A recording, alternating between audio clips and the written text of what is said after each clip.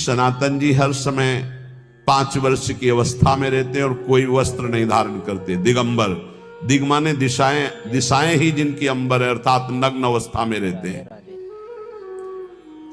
ये वर्णन करते हैं कि एकादशी व्रत को हरितोष व्रत कहते हैं। भगवान की प्रसन्नता के लिए, हरिजू की प्रसन्नता के लिए एकादशी व्रत रहा जाता है। प्रायः समस्त वैष्णव जन रहते हैं।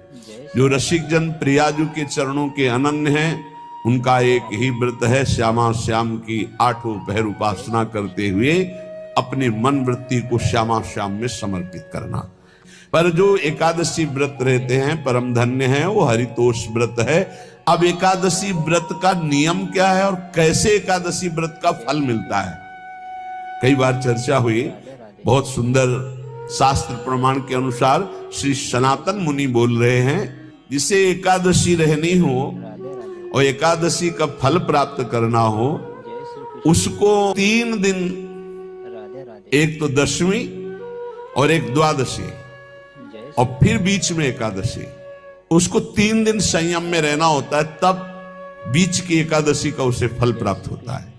जिसे एकादशी व्रत रहना हो उसका नियम है कि दशमी के दिन कांसे के पात्र का त्याग करें।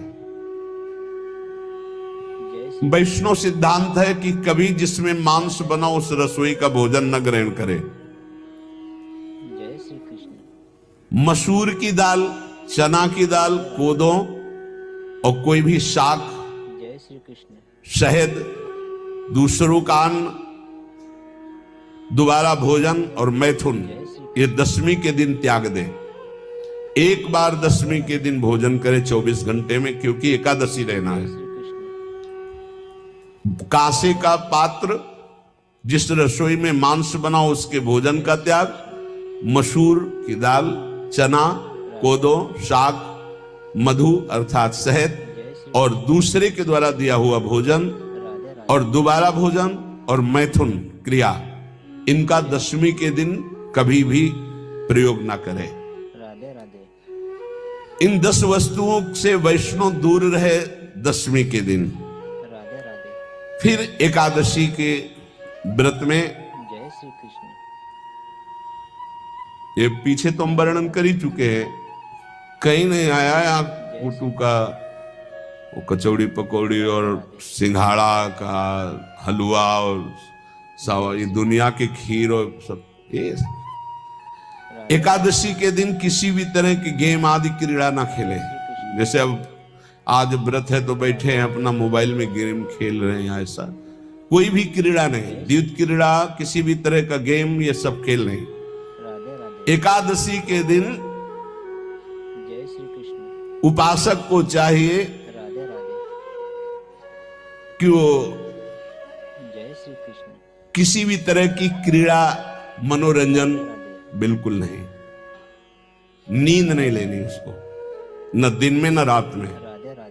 एकादशी व्रत, और प्रायः पुराने महापुरुषों ने ऐसा किया है। रामदास जी डाकोर के रात में जाते थे, रणछोड़ भगवान के यहाँ कीर्तन करते थे जाकर, तभी तो भगवान उनके कीर्तन पर, उनकी भक्ति पर रीछ कर गाड़ी में बैठकर उनके साथ आए थे। पूरी रात जगकर कीर्तन करना, और दिन में तो सोना ही निषेध है। पान खाना निषेध है, एकादशी को बिल्कुल नहीं। जो व्रत रह रहे, वृक्ष से तोड़कर जो दतून की जाती एकादशी के दिन नहीं। दूसरे की निंदा करना, चर्चा करना नहीं, अर्थात अधिकतर मौन व्रत धारण करे एकादशी के दिन। चुगली करना, कोई चोरी करना, वाणी से, शरीर से, मन से किसी को दुख पहुंचाना, भोग करना, मैथुन करना, किसी के ऊपर गुस्सा करना, झूठ बोलना, एकादशी के दिन ये नहीं करना चाहिए। एकादशी को एक बार कुछ फलाहार शुद्ध, अगर आपके पास कोई व्यवस्था नहीं तो थोड़ा दूध है, जल है, ऐसे आप लेकर, या थोड़ा सा फल ले लें, थोड़ा सा फल लेकर के प्राण पोषण, एक दिन में मर नहीं जाओगे। कितने तो निर्जला एकादशी रहते हैं, हर एकादशी निर्जला। पूज्य श्री मथुरा दास जी निर्जला ही रहते थे हर एकादशी। चलो भैया आपकी सामर्थ्य नहीं तो जल 2-4 बार ले लो, एक बार थोड़ा सा दूध और फल ले लो, चल जाएगा काम, प्राणों का पोषण हो जाएगा। ये आचरण न करे और एक बार जय श्री कृष्ण कुछ आहार ले ले, वो भी शुद्ध भगवद अर्पित प्रसाद। फिर द्वादशी को कांस के पात्र में द्वादशी को भी भोजन न पावे। जिस रसोई में मांस बनाओ उसमें आहार न ले, किसी भी तरह का नशा द्वादशी को न करे, शहद न पाए, तेल के बने पदार्थ न पाए, मिथ्या भाषण न करे और बहुत शरीर का व्यायाम न करे, बहुत थकावट वाले कार्य न करे,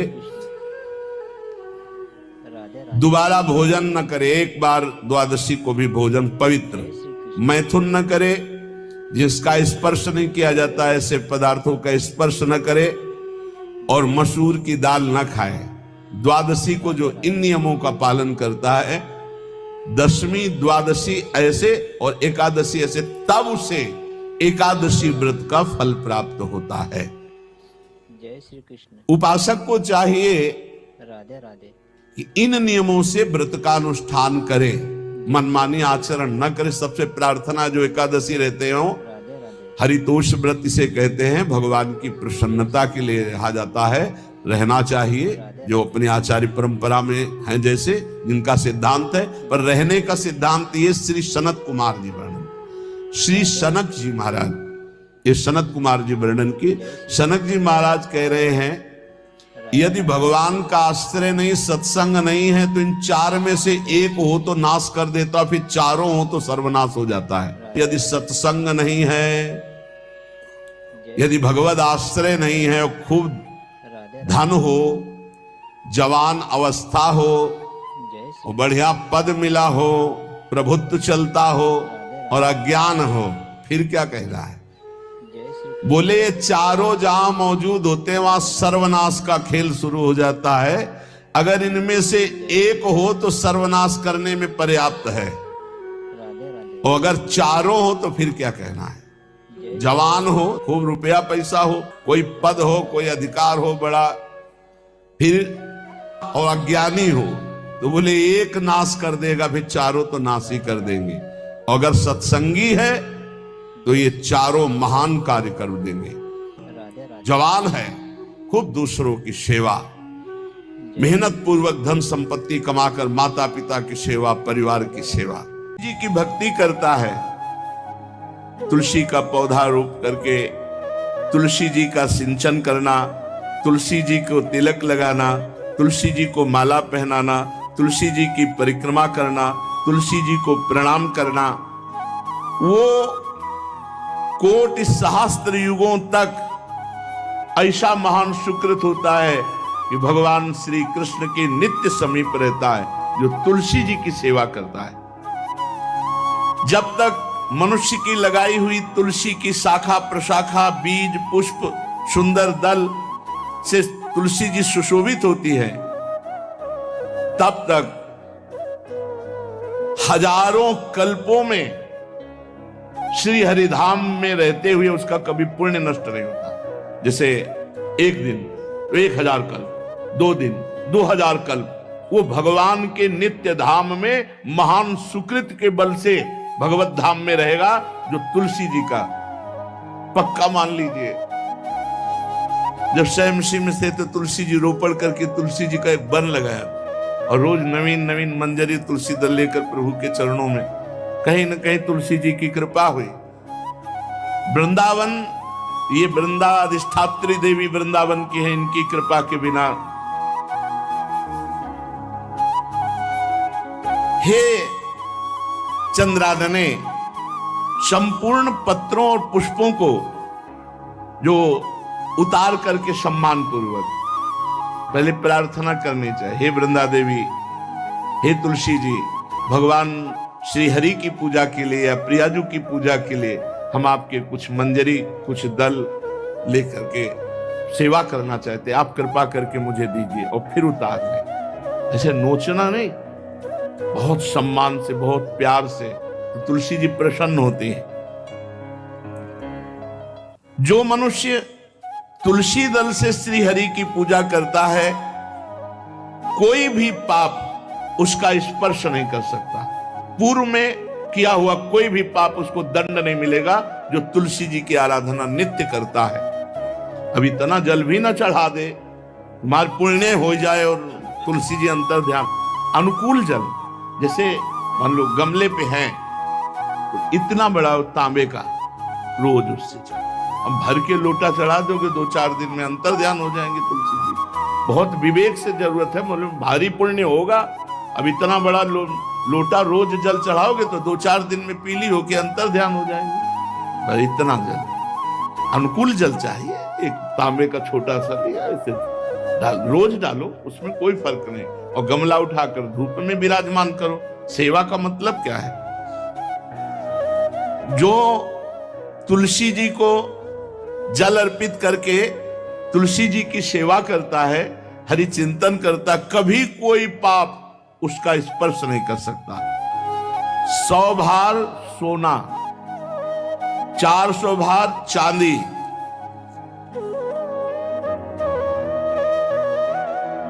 का जो दान करने का फल होता है, वो एक तुलसी दल उतार, जो अपने द्वारा लगाई हुई तुलसी दल, वो हरि के चरणों में अर्पित करो। ये 100 भार सोना और चांदी बराबरी नहीं हो सकती। कितना महत्व है। जो रोज तुलसी दल चयन कर, द्वादशी को न चयन करे, द्वादशी को मतलब बहुत बड़ा अपराध लगता है तुलसी दल का, इस मतलब तुलसी के वृक्ष का भी स्पर्श न करे। प्रणाम नमस्कार दूर से, एक भी दल नहीं टूटना चाहिए। द्वादशी को ऐसा हमने महापुरुषों से सुना है कि मंजरी और पत्र उतारना ये ठीक नहीं, बिल्कुल नहीं ठीक है। ब्रह्म हत्या का फल लगता है, अगर जो पाप लगता है अगर कोई द्वादशी को तुलसी चयन, बहुत सावधानी से। जिसके घर में तुलसी का बगीचा होता है, कई पौधे होते हैं, उसको कहीं तीर्थ जाने की जरूरत नहीं, उसका घर तीर्थ है जिसके घर में तुलसी के पौधे हैं। और यमराज कभी उस घर में किसी भी मरने वाले को लेने नहीं आएंगे। जिसके घर में तुलसी, लगा लो भैया तुलसी लगा लो घर में, काहे कोई यमराज को आने दोगे? सबके घर में तुलसी। कितना सुंदर पहले था। घर में आंगन होते थे, आंगन में एक बहुत बड़ा, और फिर उसमें तुलसी जी, और फिर उसमें 2-4 नर्मदेश्वर शालिग्राम ऐसे, और फिर घर का हर व्यक्ति जल चढ़ाना, प्रणाम करना, नमस्कार करना, 4 पर। कितनी पवित्र पद्धतियां हमारी थी।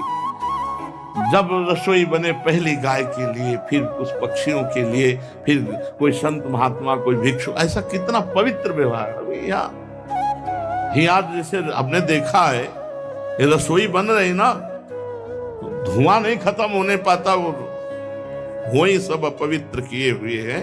राक्षसी बुद्धि आती चली जा रही। तुलसी जी, ये भागवती को वस्तु है। हमें लगता है बालकनी तो होती ही, बढ़िया बालकनी में कैसा उठाने धरने वाला स्टैंड लोहे का रखो कि तुलसी जी को विराजमान कर दो। जिसके घर में तुलसी जी विराजमान होती, उसके घर में यमराज कभी नहीं जाते। जो तुलसी जी का सेवन करता है, उसकी सारी कामनाएं तुलसी जी पूर्ण कर देती है। तुलसी जी को लगाना, तुलसी जी का पालन करना, तुलसी जी को सिंचन करना, तुलसी जी का दर्शन करना, तुलसी जी का स्पर्श करना, मनुष्य के द्वारा जो मन, वाणी और शरीर से पाप हो गए, सबको तुलसी महारानी क्षमा कर देती है, दग्ध कर देती है। पुष्कर आदि तीर्थ, गंगा आदि परम पावन नदियां, ये सब जो स्नान आदि, अवगाहन आदि करने का फल देते हैं, वो केवल तुलसी जी घर में विराजमान है, उसको वो फल मिल जाएगा। कितने बढ़िया। जो तुलसी जी की नवीन मंजरी प्रभु के चरणों में अर्पित करके प्रणाम करता है, वो चाहे कितना भी अपराध किए हो, वो कभी यमपुरी को नहीं देखेगा, कभी यमराज के पास नहीं जाएगा। जो मनुष्य तुलसी काष्ठ का घिसा हुआ चंदन लगाता है, उसके सारे संचित भस्म हो जाते हैं, और क्रियमाण जो वर्तमान, वो कभी उसको बांध नहीं सकते। तुलसी जी का काष्ठ का घिसा हुआ चंदन। जिसके घर में तुलसी की छाया होती है वहां पितरों को अपने आप कल्याण प्राप्त हो जाता है। जो श्राद्ध करने से लाभ मिलता है पितरों को, घर में तुलसी लगा के जो तुलसी की छाया बड़ा वृक्ष, पितरों को तृप्ति मिलती है। चतुर्भुज ब्रह्मा जी सारंग धनवा श्री हरि के महामहिम स्वरूप की अनुभूति करने के लिए भी कहा है कि तुलसी जी का महान महात्म्य, अगर तुलसी जी का सेवन करे तो भगवान श्री हरि की महिमा को जान जाएगा। स्त्री हो या पुरुष, पुरुष नपुंसक नारीवा जीव चराचर कोय, सर्व भाव भज कपट तज मोह परम प्रिय सोय। शरीर वर्दी है, हमारी पोशाक है, हम सब एक हैं, आत्मस्वरूप है, कुछ अलग नहीं है। शरीर केवल पांच भौतिक है तो सबका पांच भौतिक है, उसमें चिन्ह है स्त्री पुरुष के, बस इसके लिए भगवान की आराधना निषेध थोड़ी है। जो स्त्री या पुरुष श्री तुलसी जी के काष्ठ के मन के बना के, जैसे छोटी कंठी या बड़ी माला धारण करता है, श्री कृष्ण उसके बस में हो जाते हैं। यह है तुलसी जी की महिमा। परम सुहाग श्री कृष्ण मिल जाते हैं और कौन सी हमें उपलब्धि चाहिए। हे गोप नंदिनी, तुलसी जी का सेवन करने से श्री कृष्ण वश में हो जाते हैं।